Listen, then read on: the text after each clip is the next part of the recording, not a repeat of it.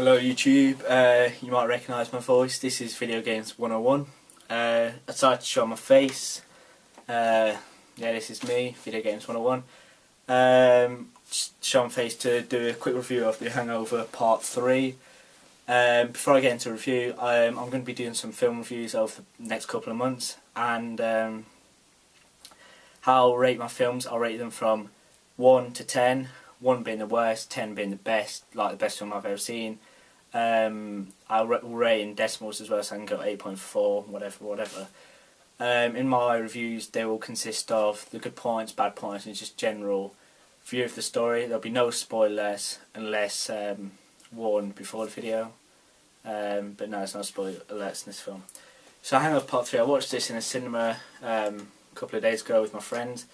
I've watched the first two. The first one is the best for me. The second one was a bit of a letdown, and then obviously Hangover Part 3.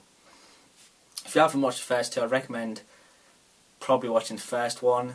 The second one is good as well, but to enjoy the third one to its full potential, I think you do need to watch the first two, as there is some inside jokes relating to the first two films.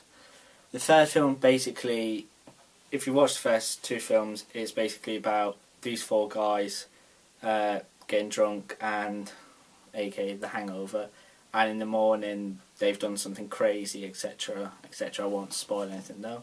The third one though, a good point is that it goes completely away from this formula and revolves on something else, not them getting drunk and going on a crazy night, but something to do with their friends, etc. It also, another good point is, it focuses on one of the friends called Alan. It's more of a character development of film. I would say it's less funny, but I think it's trying to be more of an action film rather than just a full-blown out comedy like the first two. Obviously, the humour is not for everyone. It's quite, how do I say, a bit childish, a bit rude. But I was laughing at bits of the film. Generally, bits of the film were funny, etc.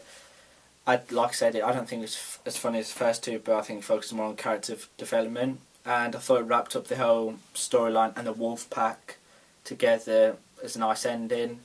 The bad points were, generally, like I said, it wasn't as funny as the first two. I think it shows they're running out of ideas, but at least I give credit that the director tried to do something else, didn't rely just on like a Hangover Part 3 where they just had another crazy night.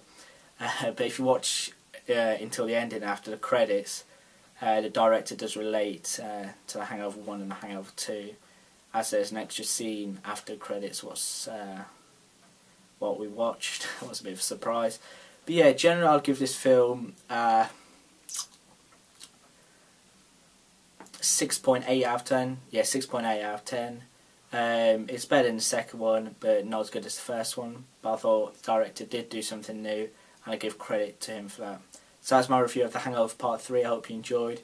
Sorry it's not been the best review ever, but hopefully I'll get more better at these reviews. Thanks for watching. Don't forget to comment, rate, and please subscribe.